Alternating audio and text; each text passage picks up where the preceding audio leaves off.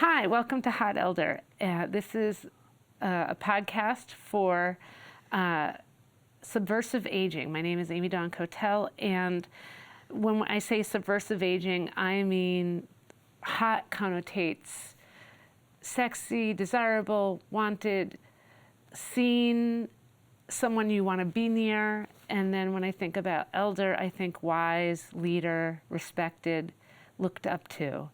So that is the idea behind this podcast. I initially wanted to do a magazine, but I'm not a writer, so this seemed more like the thing to do. This is our third podcast of this, and today we have the wonderful Allison Bell. Thank you. And Allison, would you be willing to say your age? Yes, actually, because I just had a birthday. When was that, by the way? 2 days ago. Yes. So I turned 71. Yay! Happy birthday. Do you want me to do a new birthday song for you? No, it's okay. Okay.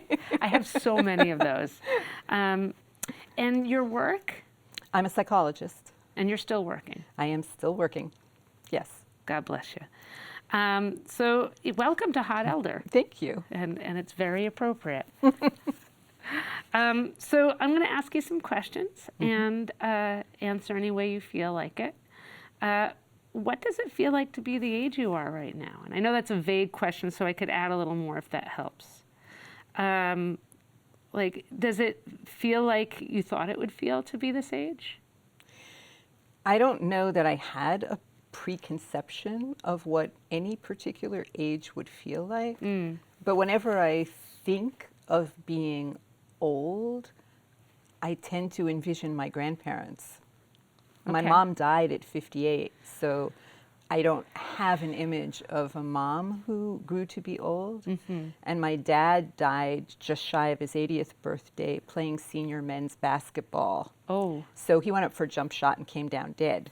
Oh my God. And he was a very athletic, active person for 79 years old.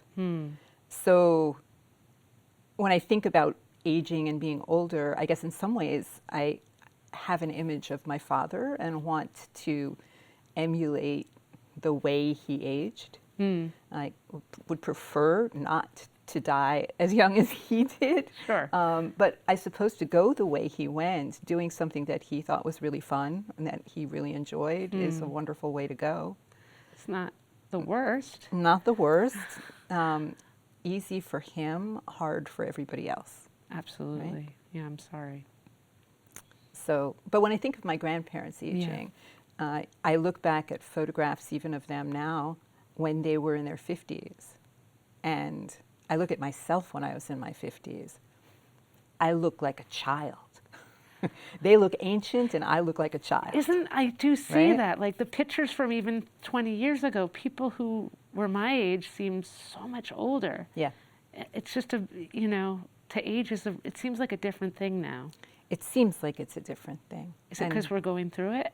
Well, I don't know, right? When you've arrived there, suddenly you're in it and it's different, right, than looking at it from the outside. But maybe also because we have such different opportunities and different access to care, hopefully, true. right? So far. Yeah. Yeah. Wink. Does it match the image of what you thought it would be like, or you didn't have that image? So. I didn't really have an image, Yeah. particularly, I had a close male friend many, many years ago who once said to me, "You're going to live to be that old lady that's hitting people with her pocketbook, when they don't cross the street fast enough." Wow. Yeah. Thank you. Maybe. There was something very feisty about the image anyway. It kind of makes me think Carol Burnett for some reason. Yeah, exactly. Right.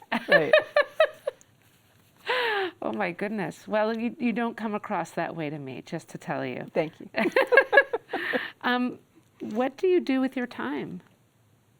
I have a very full work life, and my sort of social time is largely taken up as a dancer. So I knew that. Can you Yes. tell me more about that? The dancer part? Yes, absolutely. So I've been dancing pretty much since I could walk. Started out dancing as a very, very little kid, like a toddler, on my grandmother's feet. She was a very good cha-cha dancer. Oh. And so she would schlep me around doing cha-cha steps on her feet. And my father was also a very good Latin dancer. And so when I was just a little bit older, when we would go visit on Sundays, my grandmother would put on music and she would dance and my father would dance with me. And so I was exposed to ballroom dancing, I guess, very, very young. And then did modern dance for a number of years. Any particular style or? Martha Graham. You did Graham. I love Graham. I did Graham. Love Graham. Right? It hurts. It's so Hurts. good. Yeah. And then Israeli folk dance became my thing. So I learned that as part of a youth movement. And then when I went to college, which was in New York, I ended up teaching Israeli folk dance for the 4 years that I was there. Wow. I didn't know that. That's so cool. And then I became a dance therapist. So I have a master's in that. Where did you go to school? Hunter in the city. Okay. They have a dance therapy program. They and NYU have the original dance therapy Yes. programs. Yeah. Like, and is that what you do? You dance therapy with people or no? No. I did that work for 5 years and then Okay. realized I couldn't make a living. I was wondering. It's difficult, very difficult to be an Yeah. adjunctive therapist like that. You tend to be the first one who's cut in a budget cut. Right. So I went back to school for my doctorate. In Psychology. Wow. That's quite a. Yeah, it's a trip. And what Yeah. kind of dance do you do now? Contra Oh, dancing. right. Yeah, I discovered contra dancing in 1986 and started out not really understanding that it happens all over the United States. Yeah. I thought it only happened in the Boston and sort of greater Boston metro area. For about 10 years, that's what I thought, which I regret because I lost that time experiencing it in lots of other places. But now you know. Now I know, and now I go. Is that mostly what you do? Really, in my free time, if I can dance, that's the thing I'm going to want to do. I don't like going to the gym. I don't like equipment. I don't like regimentation. I'm not disciplined in that way. No board games either? Or? Oh, my husband and I do crossword puzzles a lot. Okay, okay. I just was wondering if there are any other activities. Yeah. Oh, we go to the theater, we go to film, Okay. we go to concerts locally, but no other particular hobby. And you don't plan to retire? I don't plan to retire. That's No, awesome. I don't. I certainly plan to slow down. Does the world look different than it did to you when you were a youth, and in what ways? That's a really profound question, Amy. I know. We only have a few minutes. Yeah. You know, if you want to probably take good. the whole time It's to okay. talk about it, I'm very curious to hear your thoughts on this. Oh my God.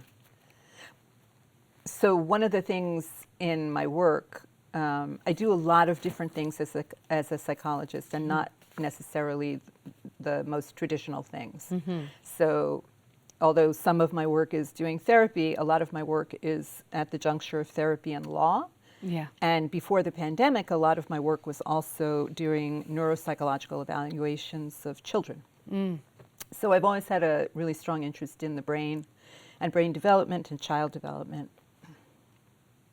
And so as I've gotten older, one of the things that I'm really struck by is how a young person cannot possibly view the world the way an older person does. Absolutely. Because they don't have the brain development yet, and they don't have the lived experience yet, Right. right? That's not a good, bad, or anything. It's just a difference. It's what it is. It is what it is. Yeah. And I am sometimes very self-consciously aware of how differently I see the world than I did 30 years ago, say, right? Yeah. And I guess as you build up more and more experiences and have more and more to reflect back on,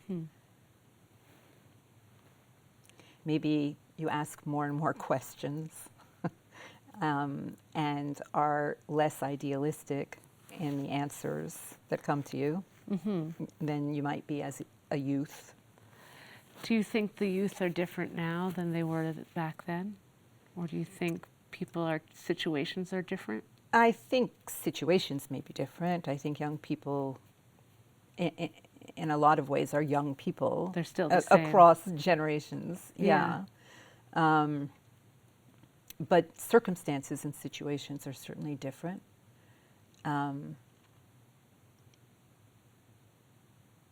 Yeah, I mean, again, I think there's a lot of hours we could spend just talking about that. Do you think it's better or worse, or just like the circumstances that are currently going on compared to what it was like when you were a youth? Do you think it's a harder world to live in, easier? Yes, I think it's a much harder world. It's a much harder world. Yeah, I do. There's something about there being more choices and less clarity that I think is burdensome for people. And also the intense pace of technology is something, going back to our brains cannot keep pace with how fast things have changed and continue to change.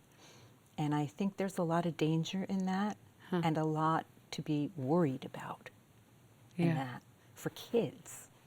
I hope our brains can keep up with how to help them. I agree with you, and I don't know that we're all that successful in that. Right. Yeah. Right? Pooh. Yeah, I know. It's a heavy topic. Are there any ways that it's better now, do you think, for kids? I know this is not on the hot elder subject, but I am curious. Since I have you here. I mean, the things that are better certainly are, it's like the yin and yang, right? Flip sides of things. So kids have access to so much more. Yeah. There's so much more opportunity that's potentially available. Right. For so many people. Right. That's true. Certainly not everyone. And there are, as I'm sure you know too, right? Classes and groups of people that are as stuck and oppressed as they ever were. And maybe more so. And maybe because more the divide so. has gotten even more divided. Right. In the environment of the moment, probably more so. So, I don't know. I think the overall answer, is what I said at the beginning when you asked, which is I think it's harder for young people now than it's been. Ever. Well, ever is a hard thing. Like, right. Since we your didn't youth. in my lifetime, right? Like, I didn't grow up in Charles Dickens' world. That's true. You wouldn't right? probably make it past 5. I might not, right. Infant mortality and children working to death by the time they're 10. Like, that sounds like a pretty sucky world, too. Right. So, that would I don't not know. being considered, like, you're considered a property as opposed to, like, when you're born into a family. Oh, good, someone else to harvest the field. Yes. All right, so here's my next question. What are some of the high points of your life so far? High points.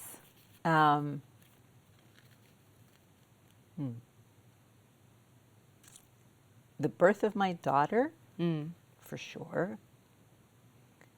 The marriage to my current husband, which suggests that there's been more than one. You say what you want to say. I know. I would actually say that the other marriages in their time and place were also high points. Yeah. So, to be fair. Yeah. Graduating doctoral program, kind of thing was a high Absolutely. point.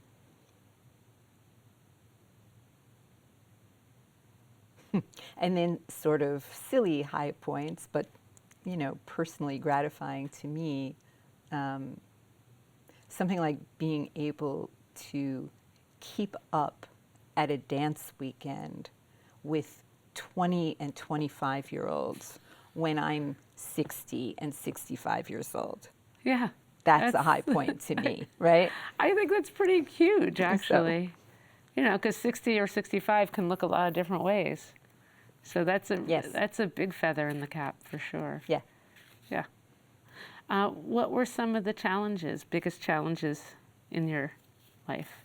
And you can be as vague or as clear as you'd like to be.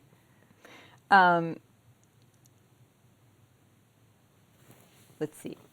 Probably the first biggest challenge that comes to mind was handling my mother's death and recovering from that, which took years. How old were you? Just shy of 32, and her death was sudden. So I had both parents die suddenly, basically. So it's traumatic. Both of Yeah, them. it was traumatic. It was really traumatic when my mom died. It was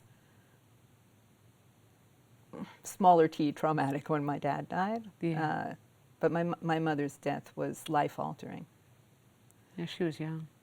Yeah, and just nothing to anticipate what happened. And I handled it all really well on the surface, right? And it took some therapy and some professional peer supervision kind of stuff for me to truly understand that I was on a journey and it was taking years of time. It's such a challenge. But it's also, I don't know if you feel this way. I feel like those kind of things also make you grow in ways you would never possibly grow. Inevitably. It's not the way you want to grow. No. But it But does. you have no choice. You have no choice. Yeah. Yeah. And even more than that, there was some growth that would not have happened maybe ever, God forbid, but certainly not in the way it needed to happen if my mother would have stayed alive. Right? Yeah. So there were some things in our relationship that kept me enmeshed in certain ways. And there's a way in which her death freed me from that. I get it. Right?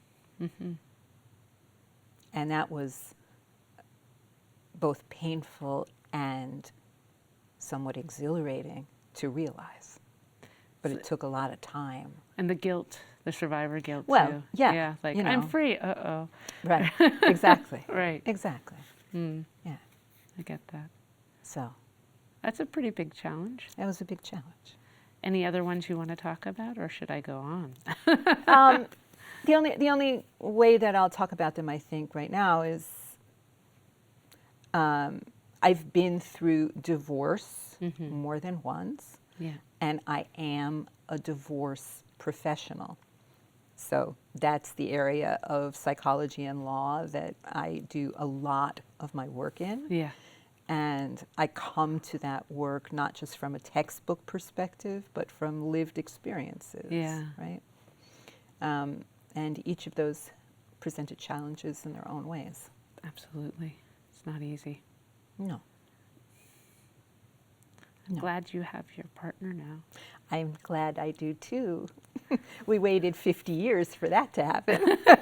Maybe it'll come up in one of these questions. Maybe he will. Let's see. In what ways do you see yourself as valued, sexy, desirable, wanted, cherished, lovable, a light of love, and or appreciated at this time in your life? I see myself as all of those things. Internally, externally, both? Both. Yeah. Both. I try to take good care of myself. Yeah. I am somewhat self-conscious about keeping up my physical appearance and my own vitality. Yeah. Those things matter to me, not as a point of vanity, but as a point of like vitality. That's an interesting way of looking at it. I like that. Right? You know, I see people my age and younger as well as older who have lost so much vitality. And I always wonder about how that happens. Yeah. Right? How, why? And certainly if one is dealing with lots of illnesses, that wears away at life. It really does. So yeah. I'm fortunate not to be dealing with lots of illnesses. Twiggly, I Knock should on say. wood, kanahara, kanahara. All of those Yes. things, right? So, you know, I'm grateful for that. Yeah. Dancing certainly allows me to have sort of a continuous feedback loop, right, of excitement and synchronicity with people, Connection. connection with Yes. people, flirtiness with people, right, sensuality with people. Yeah. Those are things that are important to me. It's not for nothing that I was a dance therapist. Like those are also elements of that work, you Yeah. know. So I feel like I still have that in the dance connections that I have. A follow-up question. The way that you have those experiences now, is it different than when you were a young person? Is it a different, both internally, do you want something different and do you experience something different? It's definitely different. There's no question that as a woman aging, one is seen differently. The minute you have gray hair, which just tends to make one's features fade out Yeah. unless you're wearing makeup. Yeah. There's a certain, it's like donning an invisibility cloak. There's a certain invisibility that happens on the street, out in the world. Yeah. And if you don't pay attention in some way to how you're presenting yourself, Yeah. you can become quite unseen, I think. And Yeah. at least in my younger self, you know, there were times when I felt seen too much, Yeah. right? Yeah. Now, it's not that. If anything, it's the opposite. Like, hello, I am still here, right? So that part is different. Also, not being hormonally driven is a very different stance in the world than It being really hormonally is. driven, Yeah. right? It Yeah. just is. It's one of those, Absolutely. again, not good, bad. It just is. It's a different, yes. It feels different. There aren't the same pressures, and you know, when you're young, you're not even aware that those things are pressures. Right. There's not a consciousness of that. Right. But being older and looking back on those years, there's a very different awareness Right. of the pressures, and then there's this absence of those pressures. So it's almost a freedom in some ways. It is a freedom in some Yeah. ways. It's a loss in some ways. Right, there's a right? It's an grief. absence in some Yes. ways. I mean, it's complicated. It's complicated, Yeah. yes. It's very complicated. Do you miss the way it was at all from your youth? In moments. Sure. In other ways, you're like, oh, thank God. Yeah, in other ways, it's fine not to be there. You know, Yeah. there's a bittersweetness, I guess, to that. You know? Yeah, I do. Yeah. It's I haven't actually asked someone this much about this, but you're the perfect person to ask. Thank you. Yeah. Well, because you are so vital. You are, and so sparkly, to me. You know. Thank you. You are so. Sorry, I won't sing. Okay. What do you see as some of your greatest contributions to the world so far? And what do you want to be remembered for? That can go along with that. I guess I see my greatest contributions as being the ways in which I've interfaced with lots and lots and lots of people from all different walks of life, and educated people about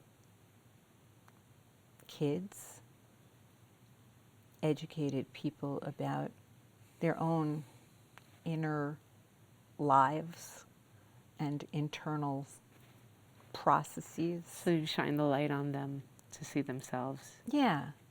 Yeah. You know, I've written articles. I haven't written a book. I've been on television, but not television. You know, I've done little things here and there.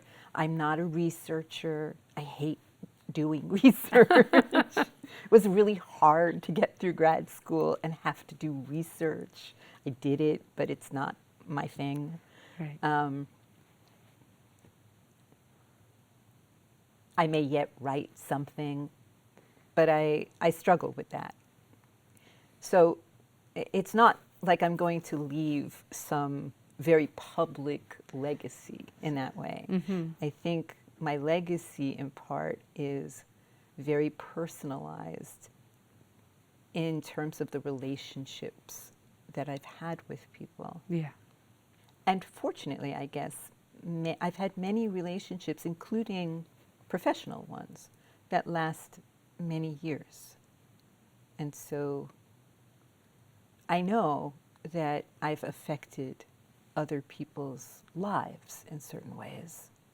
And I feel really good about that. So I mean, the fact that you've had long-term relationships at all speaks to your ability to connect on a deep level, right? So that's an imprint that might go on for generations. That would be lovely. You know, nurture and nature. Yeah. We affect people. Yeah.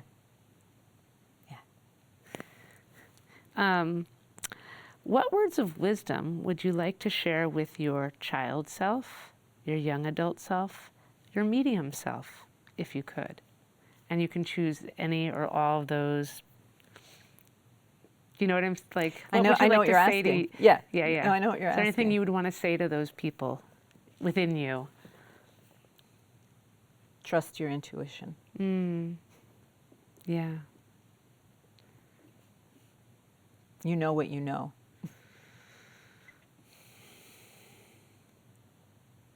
I would want to say to my young adult self something on the order of,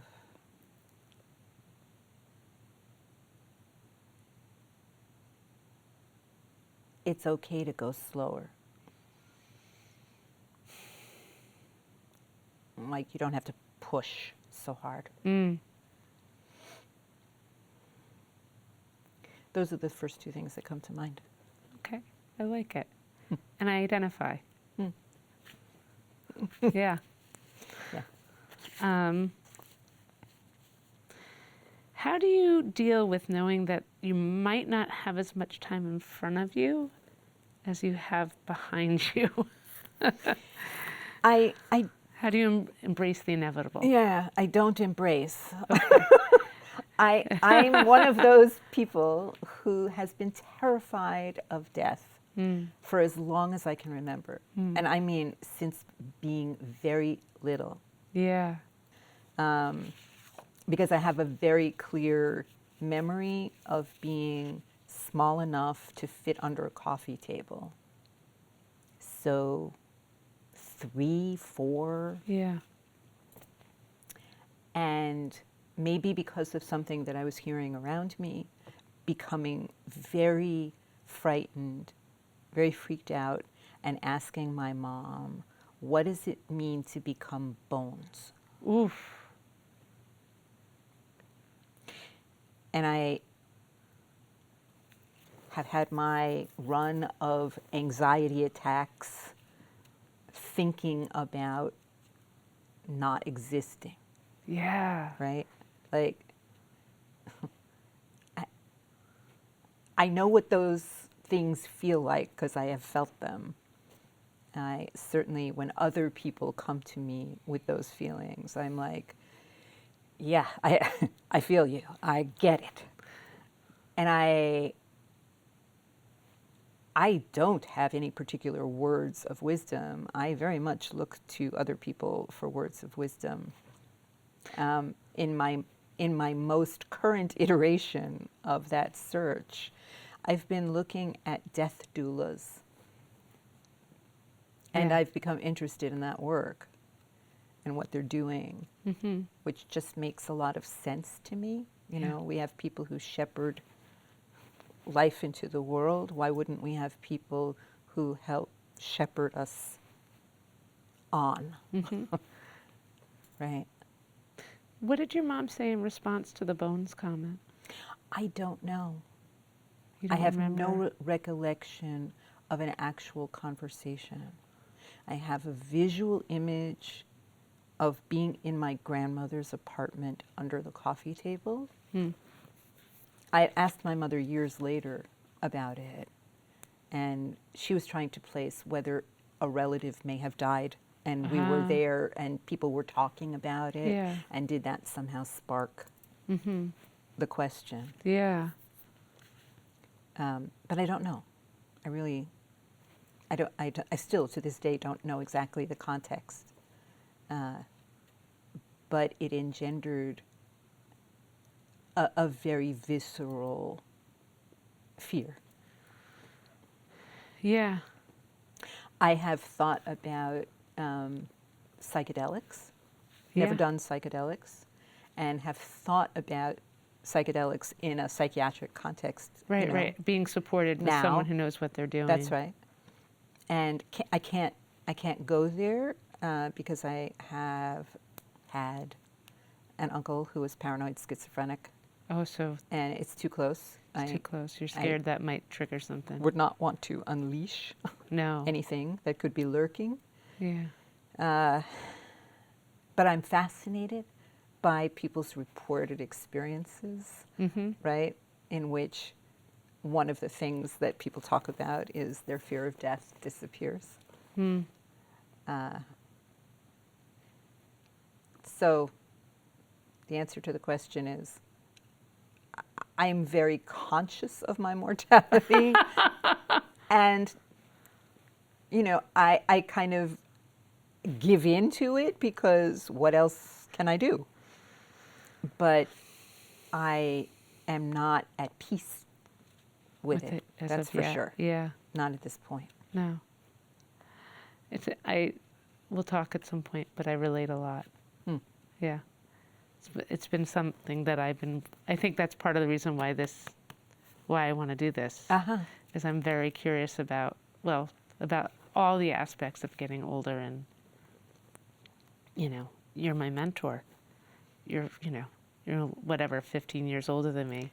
Yeah. But, you know, it's enough ahead that I'm like, what happens next? What happens next? No, and I have very close friends who are now in their 80s. Yeah. Right? They're my mentors. So then you're going, what happens next? I am absolutely doing Yes. the same thing. Yeah, you know? yeah, absolutely. Yeah. Yeah. Do you have anything on your bucket list? I don't have a bucket list. It's interesting. You know, like I don't want to jump out of an airplane. I don't want to, whatever. I'm very much a Virgo. I like my feet on terra firma.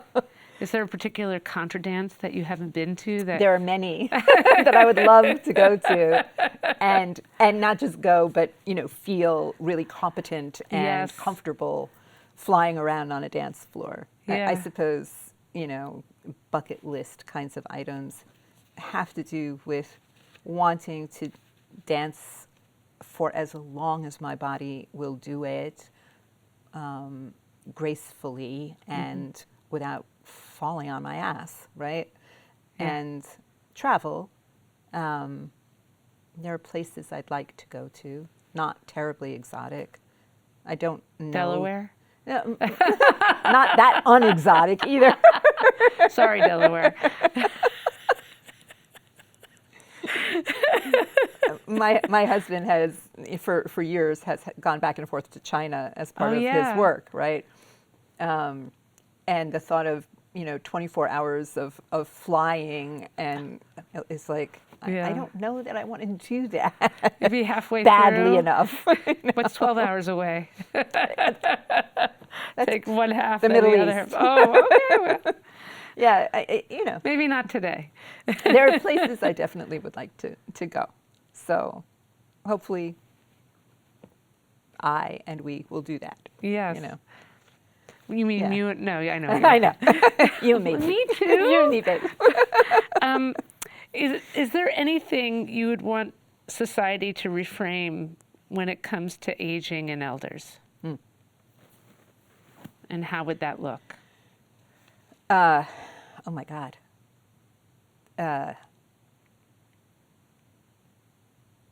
I would like Western civilization to take a page from more indigenous populations' views of elders. That would be a good starting point. Be a good starting point. Right? Yeah. The respect, the reverence, if you will, Absolutely. right, for the wisdom, the accumulated knowledge of elders.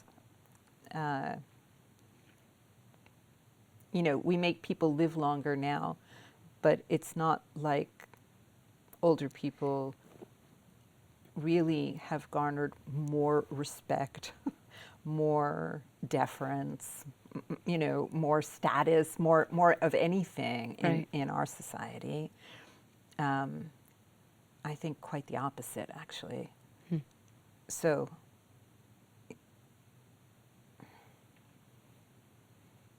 and certainly, there are a lot of very public figures, icons in the entertainment world, for example, who are now in their 80s and working and presenting a very different image of what it means to be old, and I wish that the work that they're doing to try to change the imagery of Yeah. aging could really be seen and embraced and absorbed Yeah. at a public policy level. Is there someone particular you think of when you think of someone who's doing that? Oh, I think of, Judi Dench or Helen Mirren, or Yeah.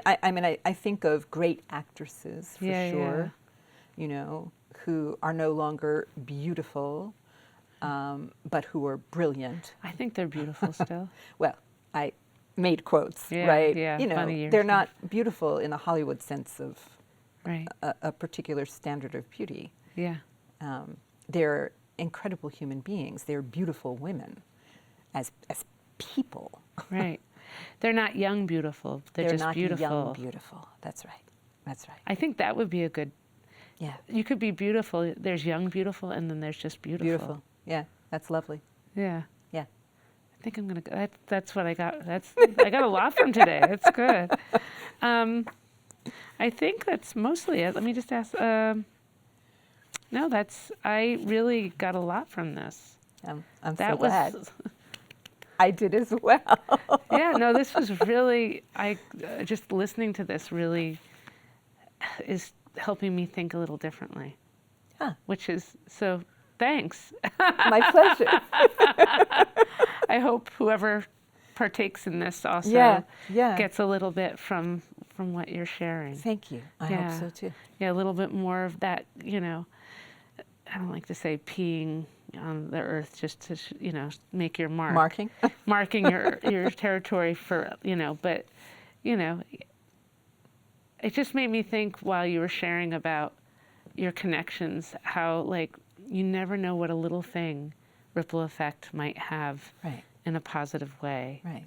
So maybe we're adding to that with this conversation. I hope so. Yeah, me too. Yay. Thank you. Thank you. Let's make a lot of noise by hugging. Hot Elder is created and hosted by Amy Dawn Kotel, edited and produced by Katy Beyer, recorded at eMedia in Easthampton, Massachusetts.